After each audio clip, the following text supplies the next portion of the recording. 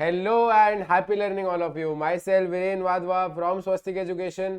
आज के लेक्चर में हम सीबीएसई द्वारा issued sample paper of this academic year 2025-2026 का सेक्शन सी जो है उसको हम लोग साथ में सॉल्व करने वाले हैं। तो फटाफट से पेन पेपर उठा ले। और इस लेक्चर को इफेक्टिवली देखने का तरीका क्या है कि कोई भी क्वेश्चन आ जाए तो पहले आप वीडियो पॉज करके खुद से सॉल्व करें, तो आपको आइडिया लगेगा कि आपको वो क्वेश्चन आता है या नहीं, एंड उसके बाद आप वो वीडियो को प्ले करके मेरे साथ फॉलो अलोंग कर सकते हैं। तो without wasting any time start करते हैं आज के लेक्चर को। सबसे पहला क्वेश्चन जो है इस पर्टिकुलर सेक्शन में वो हमें दिख रहा है कि with the help of circuit diagram explain the working of the full wave rectifier. This is a very generic question, हम सबको ये पता है, सेमीकंडक्टर का एकदम फेमस सवाल है। हम लोग एक अल्टरनेटिंग सोर्स लेते हैं, राइट, एंड उसको दो डायोड्स के साथ कनेक्ट कर लेते हैं।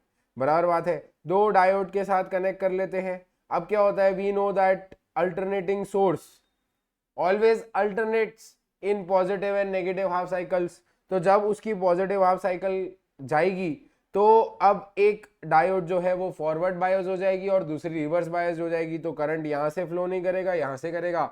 एंड जब नेगेटिव वाली साइकिल आती है तो नीचे वाली जो डायोड है वो फॉरवर्ड हो जाती है और ऊपर वाली रिवर्स हो जाती है, एंड जो करंट है वो फ्लो करेगा। Apart from half wave rectifier, half wave rectifier में क्या होता है कि सिर्फ एक साइकिल ही रेक्टिफाई होती है और दूसरी साइकिल जो है वो पूरी की पूरी निग्लेक्ट हो जाती है। अब इसको हमें एग्जाम में कैसे लिखना है वो थोड़ा सा देख लेते हैं अपने। In a full wave rectifier D1 and D2 are PN junction diodes which allow current to pass only in forward biasing. हम सबको पता है कि डायोड जो है वो अपने अंदर से करंट पास होने कब देगी, जब वो फॉरवर्ड बाइज में कनेक्टेड होगी। During the odd half cycle the diode D1 will be forward bias and hence the potential at Q will become more than the potential at P during this cycle. D2 will not permit through it. तो हम लोग ऐसा कुछ diagram बना लेते हैं जहां पे we have this particular diagram. बराबर बात है, यहाँ पे पॉजिटिव हाफ साइकिल में जो D1 वाली डायोड हो जाती है वो फॉरवर्ड बायस हो जाती है और जो D2 वाली डायोड है वो रिवर्स बायस हो जाती है। फॉरवर्ड बायस के टाइम पे ये वर्क करेगी, ये नहीं करेगी। तो जब पहला पॉजिटिव हाफ साइकिल वाला करंट आया तो वो कहां से फ्लो कर रहा है, वो डायोड D1 से फ्लो कर रहा है। और जब नेगेटिव साइकिल वाला करंट आया तो क्या हो गया, ये उल्टा हो गया, ये वाली डायोड रिवर्स बायस हो जाती है एंड ये वाली जो डायोड है वो फॉरवर्ड बायस हो जाती है। अच्छा, ऐसा क्यों होता है? ऐसा अज्यूम करेंगे कि हमारे पास जो अल्टरनेटिंग वोल्टेज है उसका पहले पॉजिटिव यहाँ टर्मिनल बना, नेगेटिव यहाँ टर्मिनल बना। सो यहाँ पे जो पॉजिटिव टर्मिनल है वो P साइड से जुड़ा हुआ है, यहाँ पे जो नेगेटिव टर्मिनल है वो P साइड से जुड़ा हुआ है। ये पॉजिटिव P साइड से जुड़ा हुआ है इसलिए फॉरवर्ड बायस हो जाता है, ये नेगेटिव P साइड से जुड़ा है इसलिए रिवर्स बायस हो जाता है। जब करंट अल्टरनेट करता है तब ये नेगेटिव टर्मिनल की तरह बिहेव करता है, ये पॉजिटिव टर्मिनल की तरह बिहेव करता है। पॉजिटिव यहाँ पे पॉजिटिव के साथ जुड़ा है तो now this diode would work as forward bias and this would work as reverse bias. ये सिंपल प्रिंसिपल होता है फुल वेव रेक्टिफिकेशन का। फर्स्ट साइकिल में D1 काम करेगी, सेकेंड साइकिल में D2 काम करेगी, अगेन D1 काम करेगी, देन D2 काम करेगी। बराबर बात है। So this is a full wave rectifier. I guess आप लोग को एग्जाम में कैसे लिखना है वो समझ आ जाएगा। थियरी का आपको 1 मार्क है और ये जो डायग्राम्स है उन सबका आप लोग को 2 मार्क देखने को मिलेगा। ठीक है, नेक्स्ट क्वेश्चन पे आगे बढ़ते हैं। नेक्स्ट क्वेश्चन, अच्छा पहला वाला सवाल सेक्शन सी का इजी था। सेकेंड क्वेश्चन देख लेते हैं अपने फटाफट से। The current I1 in wire is getting divided into 2 wires with currents and I2 and I3 at a junction in a circuit. The currents in 3 wires are related by I1 plus I1 is equals to I2 plus I3। देखो बहुत simple सवाल है, नहीं हम लोग को दिख रहा है कि I1 is equals to I2 plus I3 होता है, ये हमको बताया गया है। और एक्चुअली अगर ये लोग हमें नहीं भी बताते तो हमें ऑलरेडी पता होता। हमें कहा गया है state the fundamental law from which this relation is derived. तो अब देखो क्या होता है, मोस्टली हर एक बच्चा यहाँ पे कुछ गलती कर सकता है। हमें पता है कि ये जो है ये किरचॉफ का फर्स्ट लॉ है, that is Kirchhoff current law.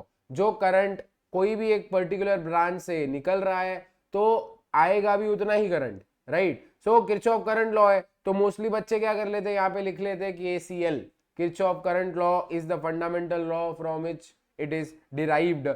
यहाँ पे हम लोग को एक और चीज देखनी है, जो किरचॉफ का करंट लॉ है वो किस पे डिपेंड करता है, वो law of conservation of charge पे डिपेंड करता है। तो हमें एक और चीज लिखना जरूर मस्ट है, हमें एग्जाम में जब ये क्वेश्चन आए कि स्टेट फंडामेंटल लॉ, तो हम किरचॉफ करंट लॉ तो लिखेंगे, बट ऑल्सो ये भी लिखेंगे that this law is based on what, law of conservation of charge. ये लिखना ना भूलें, ठीक है। फिर इजी क्वेश्चन था, 1 मार्क आपको आराम से अच्छे से इजीली मिल जाएंगे। Next, explain the validation of law of conservation of energy in Kirchhoff's voltage law. This is also a easy सवाल। किरचॉफ वोल्टेज लॉ का एक सिंपल सादा डेफिनेशन लिखना है कि कोई भी पॉइंट से अगर हम चलते उसी पॉइंट तक आते हैं तो sum of voltages always remains zero या कांस्टेंट बोल सकते हैं, ठीक है। तो इसको भी लिखते कैसे वो मैं आपको बता दूंगा। This is also 1 marker easy सवाल। नेक्स्ट क्वेश्चन पे आगे बढ़ते हैं। This is a good question. How the balancing condition gets affected if you are interchanging the galvanometer and the cell in the Wheatstone bridge. तो हमारे पास एक Wheatstone bridge होगा, हम लोग गैल्वेनोमीटर और सेल को अगर इंटरचेंज कर दें तो क्या होगा। देखो मैं आपको 2 डायग्राम बना के दिखाता हूं और फिर समझते हैं कि क्या कहना चाह रहा है। अब हम लोग को पता है व्हीटस्टोन ब्रिज का कुछ जो डायग्राम होता है वो कुछ इस प्रकार होता है, जहां पे ऐसा अज्यूम कर लेता हूं कि ये मेरा व्हीटस्टोन ब्रिज है, बराबर। एक बार इसको कॉपी भी कर लेते हैं ताकि हमारा फिर से बनाने में टाइम वेस्ट ना हो। So we have 2 Wheatstone bridges, right. सबसे पहली जो ब्रिज है उसमें हम लोग गैल्वेनोमीटर को ऐसा अज्यूम कर लेते हैं कि हम लोग ने गैल्वेनोमीटर यहाँ से यहाँ पे कनेक्ट करा है, ठीक है। तो this is A, this is B, अच्छा नहीं लगेगा बी नीचे।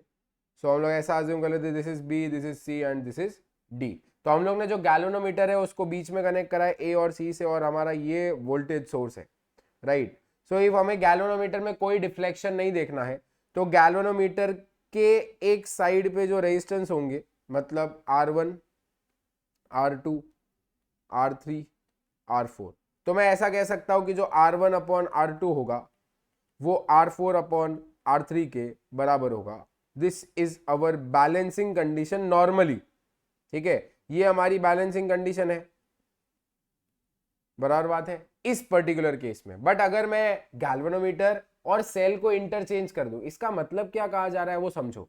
देखो यहाँ पे जो सेल है वो कौन से 2 पॉइंट्स के साथ जुड़ा हुआ है, बी और डी के साथ। यहाँ पे जो गैल्वेनोमीटर है वो कौन से 2 साइड्स के साथ जुड़ा हुआ है, ए और सी के साथ। तो हम क्या कर रहे हैं, हम सेल और गैल्वेनोमीटर को इंटरचेंज कर रहे हैं। इंटरचेंज करने का मतलब क्या हुआ कि जो सेल है वो गैल्वेनोमीटर की जगह पे लगा दिया और गैल्वेनोमीटर जो है वो सेल की जगह पे लगा दिया है। तो अब हमारा जो गैल्वेनोमीटर है वो कौन से 2 पॉइंट्स के बीच में लगा हुआ होगा बताओ। यस, परफेक्ट, वो जो हमारा गैल्वेनोमीटर है that is between the points B and D. तो हमारा जो गैल्वेनोमीटर है अब हम लोगों ने बी और डी के बीच में लगा लिया है, और जो हमारा वोल्टेज है वो पहले बी डी के बीच में लगा हुआ था, अब वो जाके कहाँ लगेगा, अब वो AC पे जाके लगेगा। तो this is A, this is C, और हमारा जो वोल्टेज सोर्स है ऐसा अज्यूम कर लेते हैं कि वो यहां लग चुका है, ठीक है। तो अब डायग्राम कुछ इस प्रकार दिखेगा। रेजिस्टेंसेस अभी भी वो है R1, R2, R4, R3। अब हमें पता है कि जो रेशियो ऑफ रेजिस्टेंसेस होता है व्हीटस्टोन ब्रिज में वो सेम होने चाहिए। अब देखो गैल्वेनोमीटर के इस साइड देख लेंगे, गैल्वेनोमीटर के ये साइड वाले जो रेजिस्टेंस है वो कौन से R1 और R4, और जो दूसरे वाले साइड वाले रेजिस्टेंस है वो कौन से R2 और R3। अब मेरा आप लोगों से सवाल है, मतलब जो क्वेश्चन हमसे पूछता है वो ये पूछता है क्या जो बैलेंसिंग कंडीशन थी क्या वो चेंज हुई। तो आप लोग बोलोगे यस सर, देखो चेंज तो हो रही है। R1 अपॉन R2 जो है यहाँ पे R4 अपॉन R3 के बराबर था, यहाँ पे तो कंडीशन चेंज हो गई sir, R1 upon R4 R2 upon R3 के बराबर है। नहीं बच्चा लोग, थोड़ा सा गौर से देखो, थोड़ा और गौर से देखो। ये R2 को नीचे भेज देते हैं, R4 को ऊपर भेज देते हैं, तो क्या देखने को मिलेगा हमें, R1 upon R2 is equal to R4 upon R3। So अगर यहाँ पे आप देखें तो हमारी जो कंडीशन है वो वही रह रही है, वो चेंज नहीं हो रही है। देखो थोड़ा सा सॉल्व करके आई गेस समझ आया होगा।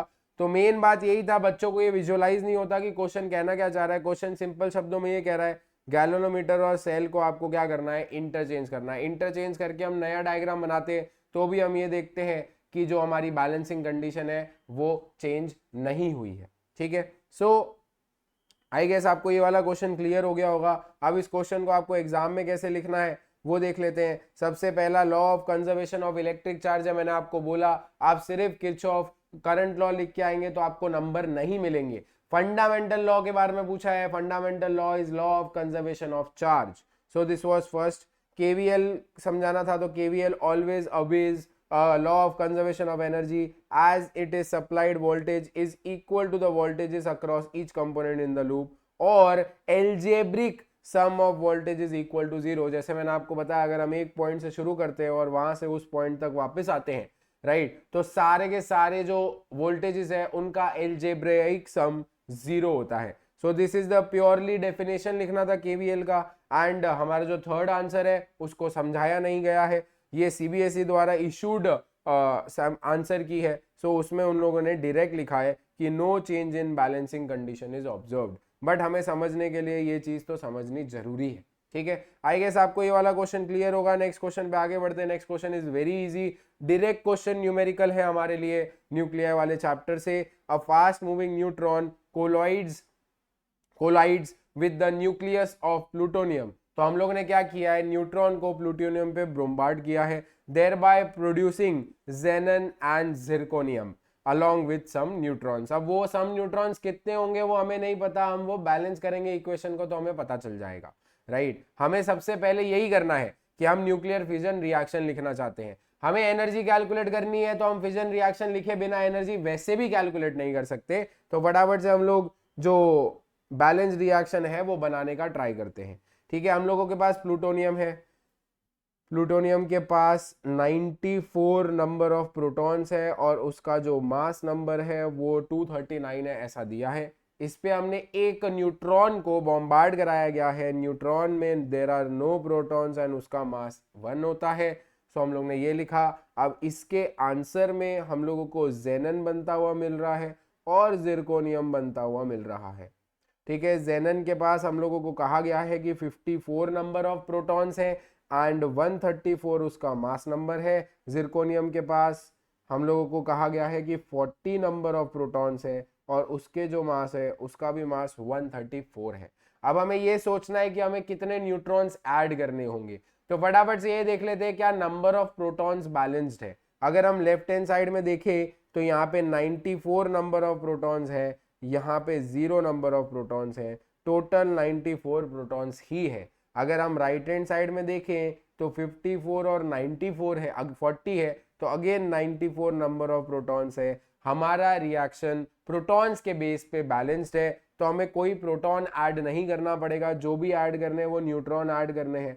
अब न्यूट्रॉन कितने ऐड करने हैं वो देख लेते हैं। अब हम लोग मास नंबर को बैलेंस करेंगे, यहाँ पे 239 मास नंबर है, यहाँ पे 1 है, तो कुल मिला के जो मास नंबर होता है वो 240 हम लोगों को LHS में देखने को मिल रहा है। अगर हम राइट हैंड साइड में देखें तो हमारे पास 134 और 134 जो है वो हमारा जो है मास नंबर है, मैंने सही लिखा है, ओके, यहाँ पे 103 है, ठीक है।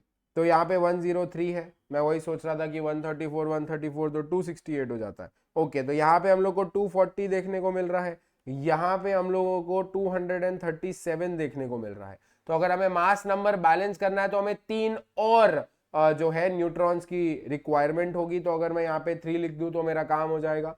So this is our balance reaction. तो पहला था हम लोगों को न्यूक्लियर फिजन रिएक्शन लिखना था, वो हम लोगों ने लिख लिया है। अब नेक्स्ट क्वेश्चन में देखो क्या बोला गया है, find the energy release in the above nuclear reaction. हमें पता है जो एनर्जी का फॉर्मूला होता है वो डेल्टा एम सी स्क्वायर होता है, तो हमें डेल्टा एम जो है वो पहले कैलकुलेट करना पड़ेगा, फिर उसको डायरेक्ट हम क्या कर सकते हैं 931.5 MeV से मल्टीप्लाई कर सकते हैं। This is very standard, I guess सबको पता है। तो सबसे पहले बस हम मास जो है वो AMU में कैलकुलेट करेंगे और उसको 931.5 MeV से मल्टीप्लाई कर देंगे ताकि हमें एनर्जी मिल जाए। तो जो चेंज इन मास है वो हमें कैलकुलेट करना है, तो हम लोग बोल सकते हैं कि जो प्लूटोनियम का मास होगा वो, अच्छा प्लूटोनियम का मास आपको डायरेक्टली दिया है तो कोई टेंशन का बात नहीं है। तो mass of plutonium plus mass of neutron बराबर ये रिएक्टेंट्स का मास है, प्रोडक्ट्स के मास में mass of जेनन plus mass of zirconium plus 3 times mass of neutron. तो प्लूटोनियम का जो मास है वो अपने लिख सकते हैं यहाँ पे दैट वुड बी 239.052157 प्लस जो मास ऑफ न्यूट्रॉन है अपने वो यहाँ पे लिख सकते हैं 1.00866। ये सारे एएमयू में ही है तो हम लोग एएमयू लास्ट में लगा देंगे, ठीक है। जेनन का जो मास है वो अपने को गिवन है 133.905040 एंड जिरकोनियम का मास हमारे पास है 102.926597। आपको ये सारा प्रॉपर एडिशन करना ही रहेगा 1.00866, ठीक है। और लास्ट में हम लिख देते एटॉमिक मास यूनिट, ठीक है। अब हम लोग इसको सॉल्व करेंगे। इसको सॉल्व करने के बाद जो हमारे पास आंसर आएगा वो 0.2032 AMU देखने को मिल जाएगा इसको सॉल्व करने के बाद। अब हमारे पास जो मास है AMU के टर्म्स में हमारे पास है। अब मुझे एनर्जी कैलकुलेट करना है तो बस मैं डेल्टा MC स्क्वायर लिख सकता हूं या मास इन AMU को 931.5 MeV के साथ मल्टीप्लाई कर सकता हूं।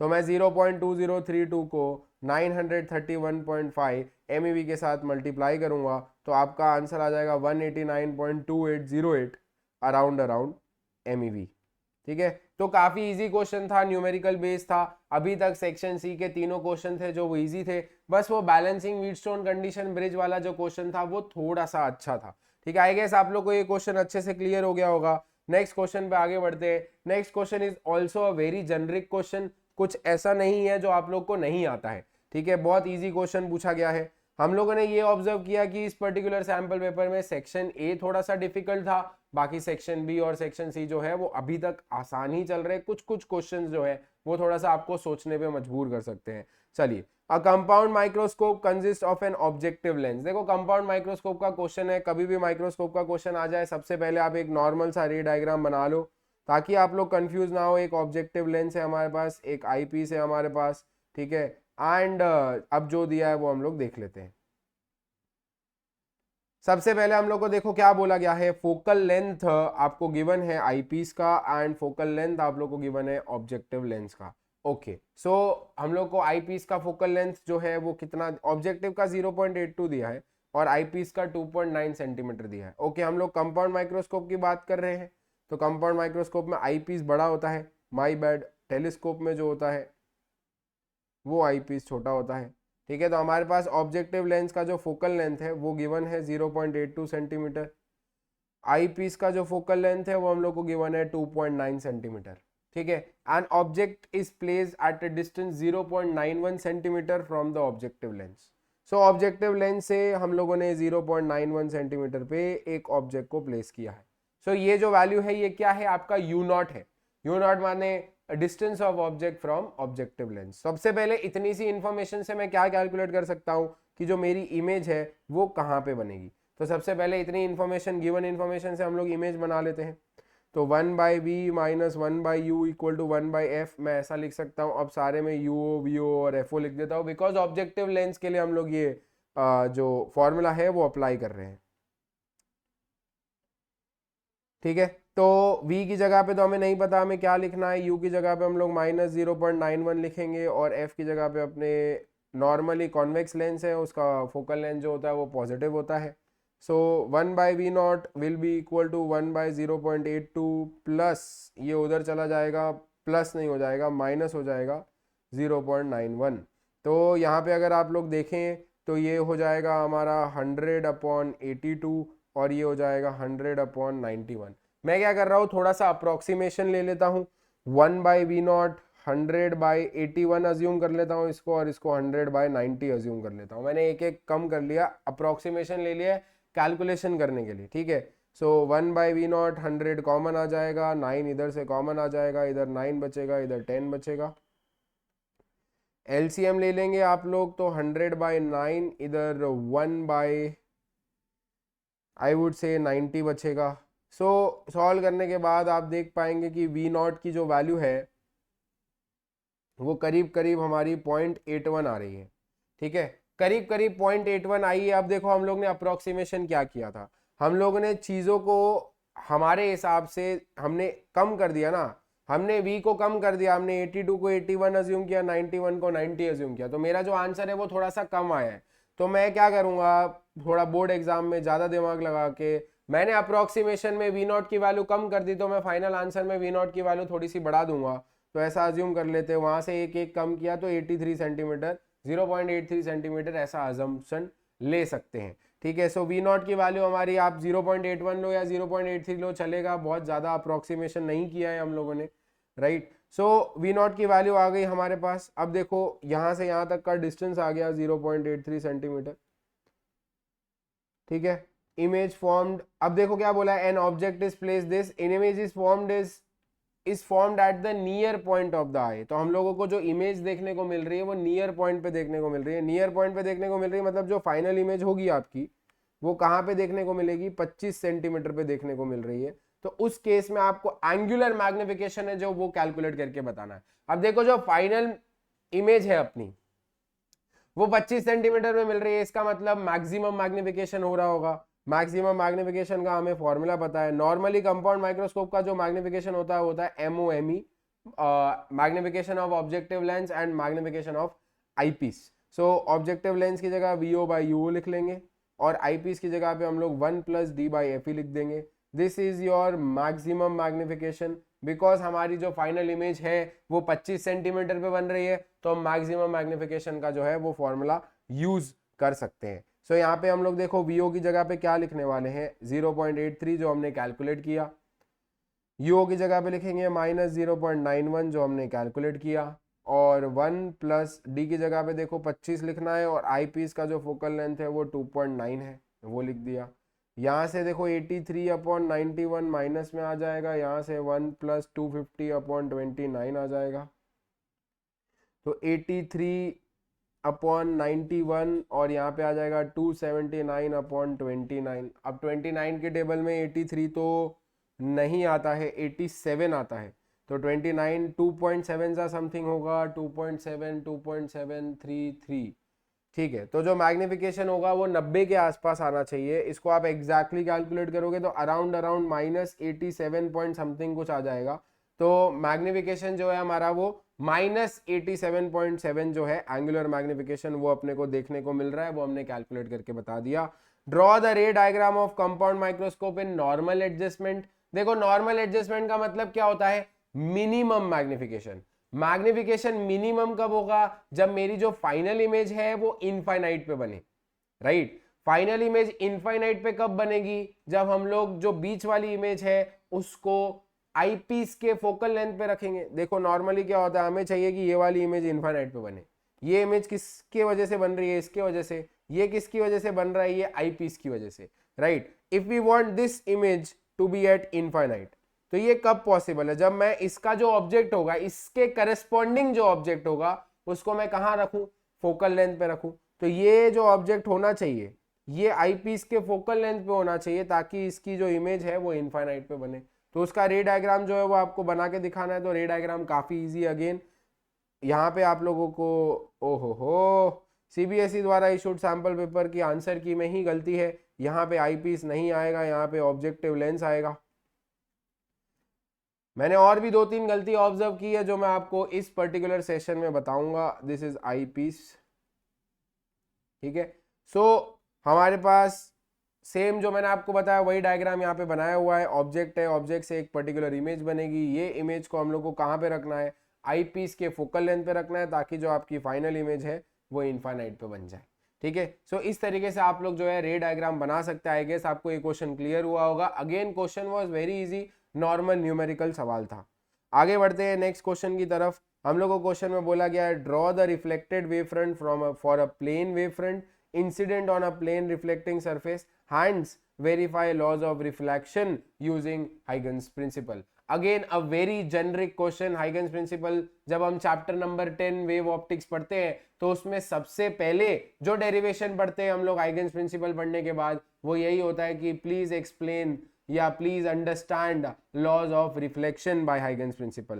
सो वो देख लेते हैं फटाफट से। मैं आपको थोड़ा सा ओवरव्यू दे रहा हूं क्योंकि मुझे पता है कि आप लोग ये लेक्चर को काफी लेट देख रहे होंगे। लेट इन द सेंस कि बोर्ड एग्जाम्स पास में होगी तो आपको डेरिवेशंस जो है वो ऑलरेडी आते होंगे। तो एक बारी के लिए जो डेरिवेशन कैसे लिखना है वो मैंने यहाँ पे लिख के बताया है। We have a plane mirror, जहां पे हमारे पास है ना, देखो 2 रे ऑफ लाइट आ रही है। These both are what, incident rays. जैसे ही एक पॉइंट पे पहली वाली रे ने मेरे मिरर को इंसिडेंट किया, उस पर्टिकुलर पॉइंट को पकड़ के मैंने यहाँ पे एक परपेंडिकुलर प्लेन ड्रॉ कर दिया. This perpendicular plane is our what, incident wave front. ठीक है, सिमिलर बेसिस पे फिर ये लाइट रिफ्लेक्ट हुई, पर ये वाली लाइट तो अभी स्टिल आगे जाएगी. जैसे ही इधर इसने रिफ्लेक्ट किया खुद को, तो रिफ्लेक्ट करने के वाले जो पॉइंट है वहां पे हम लोगों ने अगेन इसको पकड़ के क्या कर लिया, एक वेव फ्रंट बना दिया, प्लेन वेव फ्रंट. और ये जो मेरा प्लेन वेव फ्रंट है, this is what, this is reflected wave front. ठीक है, तो ये कुछ इस तरीके से डायग्राम देखने को मिलता है. ये हमारी नॉर्मल रे है. मैं आपको एक चीज समझा रहा हूं, देखो ये नॉर्मल है, ये एंगल आई है, बराबर बात है. तो और एक चीज गौर करेंगे, ये भी तो परपेंडिकुलर होगा, because incident ray is always perpendicular to incident wave front, right. So अगर ये 90 डिग्री है, ये एंगल आई है, तो ये एंगल कितना हो जाएगा, I guess you all are correct, 90 minus I हो जाएगा, है कि नहीं. अगेन बोलता हूं, ये इंसिडेंट रे, ये incident wave front, incident ray और वेव फ्रंट एक दूसरे से परपेंडिकुलर होते हैं हमेशा. एंड ये वाला जो एंगल है वो आपको आई गिवन है, तो ये वाला जो एंगल हो जाएगा वो हो जाएगा 90 माइनस आई. ठीक है, so this angle is 90 minus I. अगर ये वाला एंगल 90 माइनस आई है, हमें पता है कि नॉर्मल रे जो होती है वो हमेशा सरफेस के परपेंडिकुलर होती है. ये एंगल अगर 90 माइनस आई है, तो ये वाला एंगल क्या हो जाएगा, आई हो जाएगा. ठीक है, सो सिमिलर बेसिस पे हम लोग ने ये साइड पे भी सेम चीजें करी है. ये एंगल रिफ्लेक्टेड एंगल है, ये 90 माइनस आर है, तो ये आर हो जाएगा. इसको थियोरेटिकली हमने लिख के दिखाया है, राइट. अब देखो हम लोग है ना क्या कर रहे हैं, ये वाला ट्राइंगल ले लेते हैं, ये वाला ट्राइंगल और ये वाला ट्राइंगल दिख रहा है आपको, दोनों ट्राइंगल दिख रहे होंगे. दोनों ट्राइंगल में ये वाले जो एंगल है ये 90 डिग्री है, दोनों ट्राइंगल में ये एंगल 90 डिग्री है, हम लोग को दिख रहे हैं, because again incident ray is perpendicular to incident wave front. अच्छा, दोनों ट्राइंगल में ये वाला जो साइड है वो कॉमन है, राइट. अच्छा, जितने टाइम में हमारी रे यहां से यहां तक आई, उतने ही टाइम में हमारी रिफ्लेक्टेड रे यहां से यहां तक आई. अच्छा, इंसिडेंट रे और रिफ्लेक्टेड रे की जो वेलोसिटी होती है वो सेम होती है. हमें पता है डिस्टेंस का फॉर्मूला होता है स्पीड इनटू टाइम. तो जितने टाइम में हमारी, जितना डिस्टेंस हमारी इस रे ने ट्रैवल किया है, उतना ही डिस्टेंस हमारी इस रे ने भी ट्रैवल किया, और दोनों डिस्टेंस होंगे स्पीड इनटू टाइम के बराबर, है कि नहीं. तो ये दोनों जो डिस्टेंस है BC और AD, ये दोनों सेम हो जाएंगे. ये दोनों सेम होने की वजह से हम दोनों ट्राइंगल्स को क्या बोल सकते हैं कि दोनों ट्राइंगल्स जो है वो कॉन्ग्रुएंट है.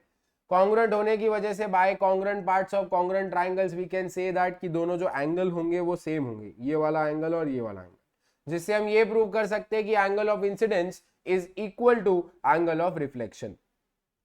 सिमिलर बेसिस पे हम लोग ये देख रहे हैं कि हम तीनों रे, दैट इज मिरर एक रे नहीं है, हम तीनों सरफेस दैट इज मिरर, ये इंसिडेंट वेव फ्रंट और ये रिफ्लेक्टेड वेव फ्रंट, तीनों को देख पा रहे कि वो सेम प्लेन पे है. अगर तीन लोग सेम प्लेन पे है तो उनसे परपेंडिकुलर लाइंस भी जो होती है वो सेम प्लेन पे ही होती है. सो इंसिडेंट वेव फ्रंट से परपेंडिकुलर लाइन कौन सी, incident ray. Reflected wave front से परपेंडिकुलर लाइन कौन सी, रिफ्लेक्टेड रे.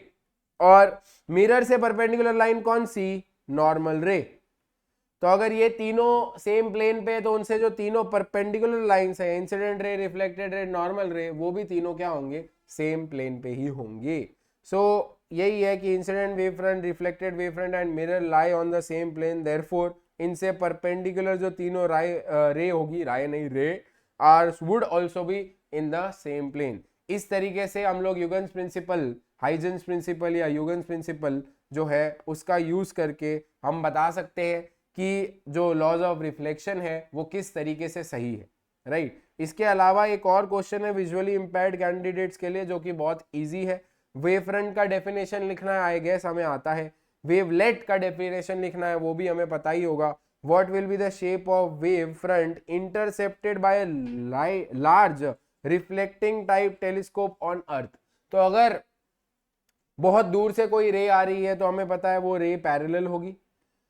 वेव फ्रंट जो होता है हमेशा रेस के परपेंडिकुलर होता है, तो हमारा जो वेव फ्रंट होगा वो कैसा देखने को मिलेगा, प्लेनर वेव फ्रंट जो है वो देखने को मिलेगा। तो तीनों आंसर जो है वो लिख लिया। Wave front is the locus of points having the same phase of oscillations. This is wave front. Each point on a wave front acts as a fresh source of disturbance of light known as, देखो, wavelet. So एक और गलती हमें answer की में देखने को मिलती हुई, ठीक है। एंड थर्ड जो है वो प्लेनर होगा। आई गेस प्लेनर का स्पेलिंग भी जहाँ तक मुझे पता है वो ये होता है, but still I can be wrong too. So wavelet, planar और वेव फ्रंट का डेफिनेशन हम लोग ने देख लिया है। नेक्स्ट क्वेश्चन पे आगे बढ़ते हैं। ये वाले क्वेश्चन का जो आंसर है मेरे हिसाब से सीबीएसई के सैंपल पेपर में जो है वो गलत दिया हुआ है। मैं आप लोग को समझा देता हूँ क्वेश्चन क्या है। क्वेश्चन कहता है if a point size object having charge 1 coulomb, this is a good question. Section C में मुझे लगता है ये इकलौता क्वेश्चन था जो अच्छा क्वेश्चन था। सो हमारे पास एक चार्ज है जो 1 कूलम का है और 1 ग्राम का है, और उसको कितनी वेलोसिटी से फेंका गया है, 2 आई कैप। 2 आई कैप ये दर्शाता है कि उसको पॉजिटिव एक्स एक्सिस में 2 मीटर पर सेकेंड की स्पीड से फेंका गया है। उसके बाद हमको बोला गया from a point 0, 2, 0, x, y, z हमारे कोऑर्डिनेट्स होते हैं, जिससे हमें ये पता चलता है उसको y एक्सिस में 2 सेंटीमीटर वाले पॉइंट से फेंका गया है। In a region of magnetic field -0.1 k cap, -0.1 k cap, इसका मतलब जो मैग्नेटिक फील्ड है वो इनसाइड द प्लेन है, which spreads in the first quadrant. तो हम लोग को ये बोला गया मैग्नेटिक फील्ड जो है वो पूरी की पूरी सिर्फ और सिर्फ फर्स्ट क्वाड्रेंट में ही है, ठीक है। आई गेस आप सबको क्वेश्चन समझ में आ रहा है। ये मैग्नेटिक फील्ड का क्वेश्चन है जहां पे चार्ज पार्टिकल को एक मैग्नेटिक फील्ड में थ्रो किया जाता है, गिवन दैट की जो वेलोसिटी और मैग्नेटिक फील्ड है उनके बीच में जो एंगल है वो 90 डिग्री है। तो जब भी एंगल वेलोसिटी और मैग्नेटिक फील्ड के बीच में 90 डिग्री होता है तो हमारा जो चार्ज पार्टिकल होता है वो एक सर्कुलर मोशन को फॉलो करता है। अगर हम यहाँ पे राइट हैंड थंब रूल का यूज करें, हम वेलोसिटी के डायरेक्शन में अपनी फिंगर्स को रखेंगे, वेलोसिटी के डायरेक्शन में अपनी फिंगर्स, मैग्नेटिक फील्ड के डायरेक्शन में अपनी फिंगर्स को कर्ल करेंगे, तो थंब जो है वो हमें दिखाएगा डायरेक्शन ऑफ फोर्स। तो हम लोग जब इस पे यही चीज अप्लाई करेंगे ना, तो देखो क्या होगा। मैं फिगर जो है वो थोड़ा फिर से बना रहा हूं। यहाँ पे हमारा चार्ज पार्टिकल है, इसके ऊपर जो फोर्स लगने वाला है ना वो ऊपर के डायरेक्शन में लगने वाला है। तो जो मेरा चार्ज पार्टिकल है वो सर्कुलर मोशन करेगा कुछ इस प्रकार, ठीक है। तो हमारा जो चार्ज पार्टिकल है वो सर्कुलर मोशन करने वाला है, वो इस तरीके से सर्कुलर मोशन करेगा, यहां तक ही करेगा बिकॉज मैग्नेटिक फील्ड यहीं तक है। तो चार्ज पार्टिकल ऐसे घुसा, उसको ऊपर फोर्स लग रहा है तो वो सर्कल परफॉर्म किया, जैसे ही अब वो बाहर निकलेगा तो मैग्नेटिक फील्ड तो चली गई है, तो वो इसी वेलोसिटी से, जिस वेलोसिटी से अंदर घुसा था उसी वेलोसिटी से बाहर निकल जाता है। There is no acceleration inside, centripetal acceleration है बट वो वेलोसिटी का जो मैग्नीट्यूड है उसको चेंज नहीं करता है, ठीक है। सो ऐसा कुछ फिगर जो है हम लोग को देखने को मिलेगा। आप देखो पहला क्वेश्चन क्या है, what will be the shape of the path followed by the given charge particle. आप ऐसा बोल सकते हो सर्कुलर शेप होगा, अगर टू बी प्रिसाइज आप ऐसा बोल सकते हो सेमी सर्कुलर शेप, और आप ऐसा भी कह सकते हैं कि सेमी सर्कुलर शेप है। देखो पहले क्वेश्चन का आंसर क्या होगा, आप लिख सकते हो कि सेमी सर्कुलर है, रीजन बीइंग जो मैग्नेटिक फील्ड है exist in only first quadrant, in only first quadrant, ठीक है। हमको बोला गया है कि शेप बताओ, बस उसका एक्सप्लेनेशन नहीं मांगा है, बट स्टिल अगर आपको एक्सप्लेनेशन देना है तो हमें पता है फोर्स का फॉर्मूला होता है Q V cross B, right. So velocity and magnetic field are perpendicular, force is also perpendicular and in upward direction, या and in positive J cap direction, ऐसा लिख सकते हो। तो हमारा जो फोर्स है वो ऊपर लग रहा है, जो सेंटीपिटल फोर्स की तरह एक्ट करता है, जो मजबूर करता है हमारे पार्टिकल को एक सर्कुलर पाथ को फॉलो करने के लिए, ठीक है। तो ये वाला हम लोग को समझ आ गया कि जो हमारा पाथ है वो सर्कुलर होगा, या आप ऐसा लिख सकते हैं to be precise semi circular होगा, क्योंकि हमारी जो मैग्नेटिक फील्ड है वो सिर्फ फर्स्ट क्वाड्रेंट तक ही सीमित है, ठीक है। At what point it will cross X axis, ये बोर्ड्स का क्वेश्चन है जहां पे हम बोलेंगे there is no crossing at X axis. यहाँ पे कुछ आंसर तो उनने गिवन है, उनने दिया है, मुझे अभी ध्यान नहीं है, बट वो आंसर गलत होगा, क्रॉस करेगी ही नहीं एक्स एक्सिस को, ये तो चार्ज पार्टिकल हमारा ऊपर जा रहा है, ठीक है। तो ये वाई एक्सिस को क्रॉस जरूर करेगा। अगर मैं आपसे ये पूछता ऐसा अज्यूम करते हैं कि बोर्ड्स का क्वेश्चन गलत है और हम लोग एक्स एक्सिस की जगह वाई एक्सिस लिख लेते हैं, तो वाई एक्सिस पे कहाँ पे वो क्रॉस करेगा अगर मुझे ये कैलकुलेट करना है तो कैसे करूंगा। देखो हमारा चार्ज पार्टिकल ऊपर जा रहा है, ये मान लो सेंटर होगा जिसके अराउंड, जिसके अलोंग चार्ज पार्टिकल घूम रहा होगा। This would be radius, this would be radius. अगर ये 2 सेंटीमीटर है तो radius plus radius, 2 radius, diameter जितना वो ऊपर चला गया तो आप रेडियस कैलकुलेट कर सकते हो। देखो मैं रेडियस कैलकुलेट करके बताता हूं। अगर ये क्वेश्चन वाई एक्सिस में कहां टच करेगा वो होता तो रेडियस का फॉर्मूला होता है M V by Q B. अब देखो मास अपने को 1 ग्राम दिया है और वेलोसिटी अपने को 2 मीटर पर सेकेंड दी है, चार्ज अपने को 1 दिया है और जो मैग्नेटिक फील्ड है वो 0.1 है, मतलब 1/10। तो आप लोग देख पा रहे हैं 2/100 मीटर आंसर आएगा, मतलब 2 सेंटीमीटर हमारा रेडियस है। तो अगर हमारा रेडियस 2 सेंटीमीटर है, अगर एट वाई एक्सिस कहाँ पे कट करेगा अगर मैं आपको बोलूं तो वो 6,0 पे कट करेगा, क्योंकि 2 सेंटीमीटर पे तो वो है। अब वो एक सेमी सर्कुलर आर्क बना रहा है, तो ये वाला जो डिस्टेंस है दिस इज व्हाट, डायामीटर। आपने रेडियस कैलकुलेट किया 2 सेंटीमीटर, डायमीटर आपका हो जाएगा 4 सेंटीमीटर, वो अपने पॉइंट से 4 सेंटीमीटर ऊपर जो है डिस्प्लेस हो जाएगा।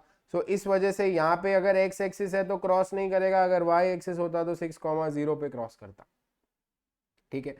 What will be the kinetic energy of the particle when will it enter the fourth quadrant? Again, it will not enter the fourth quadrant. It will not enter the fourth quadrant. ठीक है, according to me fourth quadrant में enter करेगा ही नहीं, CBSE के हिसाब से कर रहा है, आई डोंट नो हाउ। इसकी जगह पे ये होना चाहिए था कि when will it enter second quadrant. ठीक है, कहां पे वो सेकंड क्वाड्रेंट में एंटर करेगा, जब एंटर करेगा तो उसकी काइनेटिक एनर्जी क्या होगी, मैंने आपको बताया जो सेंट्रीपिटल एक्सेलरेशन होता है वो वेलोसिटी के मैग्नीट्यूड को चेंज नहीं करता, वेलोसिटी का magnitude through out the circular motion constant रहता है। तो आप डायरेक्टली काइनेटिक एनर्जी जो है वो कैलकुलेट करना चाहते हैं तो आप हाफ एम वी स्क्वायर का फॉर्मूला लगा सकते हैं। हमें पता है मास जो है वो 1/1000 है और जो वेलोसिटी है हमारी वो 2 मीटर पर सेकेंड है, तो हम यहाँ पे 2 का स्क्वायर लिख सकते हैं, आपका आंसर 2/1000 आ जाएगा, दैट इज 0.002 जूल्स। ठीक है, इस तरीके से आप लोग जो काइनेटिक एनर्जी है वो कैलकुलेट कर सकते हैं। फोर्थ क्वाड्रेंट में तो घुसना ही नहीं वाला। इस तरीके से आप लोग ये वाला क्वेश्चन कर सकते हैं। This question was full of errors according to CBSE question paper का आंसर की। क्वेश्चन को अगर सही करना हो तो आप इधर एक्स एक्सिस की जगह पे वाई एक्सिस लिख सकते हैं, फोर्थ क्वाड्रेंट की जगह पे सेकंड क्वाड्रेंट लिख सकते हैं। आई गेस आप लोग को ये वाला क्वेश्चन क्लियर होगा। This was the only good question of this section number C. थोड़ा सा कंसेप्चुअल है, थोड़ा समझदारी वाला क्वेश्चन है और तो कुछ नहीं है। राइट, आगे बढ़ते हैं नेक्स्ट पर्टिकुलर सवाल की तरफ। अगेन क्वेश्चन जेनरिक है, बहुत आसान है, हमें सिर्फ फॉर्मूला ही अप्लाई करनी है तो फटाफट से फॉर्मूला अप्लाई कर लेते हैं। हमको बोला है सोलेनोइड का मेटल का जो कोर है उसका रिलेटिव परमिएबिलिटी 200 है। सो सबसे पहले हमें पता है कि रिलेटिव परमिएबिलिटी का फॉर्मूला होता है 1 प्लस मैग्नेटिक सस्केपिबिलिटी, राइट, एंड सस्केसिबिलिटी जो होगी हमारी वो म्यू आर माइनस 1 हो जाएगी। म्यू आर की जगह पे 200 माइनस 1, तो सस्केपिबिलिटी आपकी जो हो जाएगी 199 हो जाएगी। हमें बोला गया है कि हमारा जो कोर है वो करंट जो कैरी करता है वो 1 एम्पियर का कैरी करता है और हमें number of turns per metre that is small N वो गिवन है 2000। अब आपको कैलकुलेट करके बताना है मैग्नेटिक इंटेंसिटी। तो जो मैग्नेटिक इंटेंसिटी होती है उसको H से रिप्रेजेंट किया जाता है। H का जो फॉर्मूला होता है वो N इंटू आई होता है, where N is are the what, are the number of turns per metre. तो N की जगह पे 2000 लिख देंगे और हमारा जो करंट है वो 1 है। सो हमारा करंट 1 है और आपने N की जगह 2000 लिखा तो आंसर आ जाएगा 2 इंटू 10⁻3। सो जो हमारी मैग्नेटिक इंटेंसिटी है वो 2 इंटू 10⁻3 आ रही है। अगर हम इसका यूनिट देखें तो करंट का यूनिट एम्पियर होता है, number of turns per unit length का पर मीटर होता है, तो आपकी मैग्नेटिक इंटेंसिटी का ये फॉर्मूला हो जाएगा। नेक्स्ट क्वेश्चन पे आगे बढ़ते हैं। हमको क्वेश्चन में बोला गया है मैग्नेटिक फील्ड जो है उसको कैलकुलेट करके बताइए। मैग्नेटिक फील्ड का डायरेक्ट फॉर्मूला लगा सकते हो आप। अगेन मैग्नेटिक फील्ड का फॉर्मूला होता है म्यू एम एच, ऐसा लिख देता हूं। मैग्नेटिक फील्ड को हम लिख देते हैं mu of medium into H. मुझे म्यू आर गिवन है, एक्चुअली में म्यू आर का फॉर्मूला होता है mu M by mu naught. तो म्यू एम किसके बराबर होगा, म्यू आर म्यू नॉट के बराबर। तो ये जो म्यू एम है उसकी जगह लिख सकता हूँ mu R mu naught H. Mu R की जगह पे आप लोग लिख देंगे म्यू आर कितना गिवन है 200, म्यू नॉट की जगह पे 4 पाई इंटू 10⁻⁻⁷ और h की जगह पे आप 2000 लिख सकते हैं, ठीक है। तो 2 2 ज़ा 4 4 4 ज़ा 16 पाई और 10⁻⁵ मतलब 10⁻⁻², तो 0.48 समथिंग आएगा। देखो पाई का जो वैल्यू होता है वो 3.14 आप ले सकते हो, उससे भी थोड़ा ज़्यादा ही हो जाएगा, आप 3.14 आप ले लेंगे एंड 48 से थोड़ा ज़्यादा 50 मान लो तो 0.50 टेस्ला जो है वो आपकी मैग्नेटिक फील्ड जो है वो आ जाएगी। तो इससे आंसर आपका मैग्नेटिक फील्ड का मिल जाता है। मैग्नेटाइजेशन की बात करी गई है, मैग्नेटाइजेशन मतलब कैपिटल एम होता है, कैपिटल एम आपको निकालना है तो वो एक्स एच से डायरेक्टली मिल जाता है, where X is magnetic susceptibility. Magnetic susceptibility अपने को 199 गिवन है तो हम इधर 199 डाल देते हैं, और h जो है वो मैग्नेटिक इंटेंसिटी है, वो हम पहले ही कैलकुलेट कर चुके हैं, that is 2000।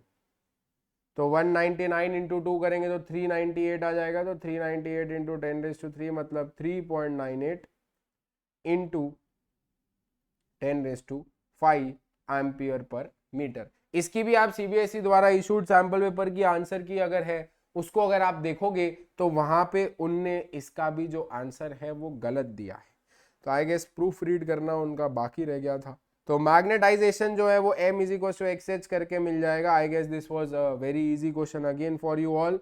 Again next question जो है हमारे सेक्शन सी का आखिरी सवाल है, जहां पे हमें बोला गया है कि कंडक्टिंग कॉइल ऑफ 50 टर्न्स, तो हम लोग को नंबर ऑफ टर्न्स जो है वो 50 गिवन है, हमें एरिया गिवन है 5/π सेंटीमीटर स्क्वायर है। ध्यान देंगे जल्द जल्द में हम लोग 5/π लिख के छोड़ देते हैं, सेंटीमीटर स्क्वायर है मतलब 10⁻⁴ मीटर स्क्वायर।